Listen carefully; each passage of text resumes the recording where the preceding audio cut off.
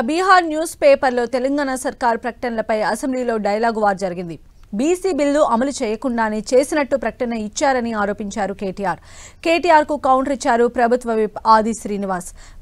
BRS అధికారంలో ఉన్నప్పుడు పంజాబ్ కు డబ్బులు పంపలేదా అని నిలదీశారు.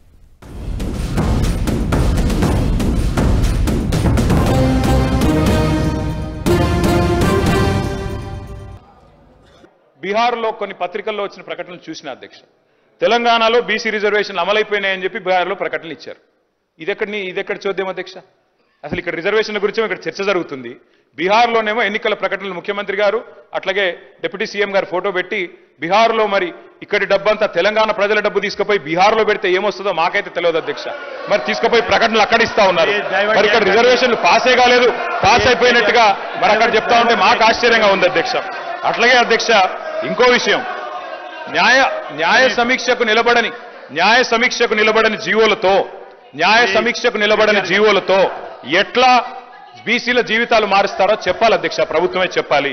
తెలంగాణ రాష్ట్ర సమితిని భారతీయ రాష్ట్ర సమితిగా మార్చుకొని తెలంగాణ ప్రాంత ప్రజలతో పేగుబంధం తెంచుకున్నది ఆ పార్టీ అధ్యక్ష. ఈరోజు భారతీయ రాష్ట్ర సమితి అనే పార్టీ పెట్టి తెలంగాణ సంపదనంతా కూడా ఇతర రాష్ట్రాల్లో దోషిపెట్టిరు సార్ అధ్యక్ష. పంజాబ్ లో పోయి చెక్కులు ఇచ్చినటువంటి చరిత్ర మీది. మీరా మా గురించి మాట్లాడారు అధ్యక్ష.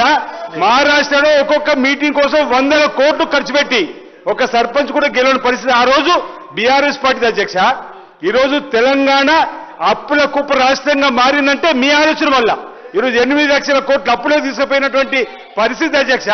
అప్పుడంగా హిందీ రాష్ట్రాల్లో 1000 కోట్లతో భారతీయ రాష్ట్ర సమితికి సంబంధించినటువంటి వారు ఇక్కడి కార్యక్రమం అక్కడ అమలు చేసినట్టుగా చూపేటువంటి కార్యక్రమం చేసి ఈ రాష్ట్ర సంపదను లూటి చేసినటువంటి వీళ్ళ ఈరోజు మన గురించి మాట్లాడే అధ్యక్ష.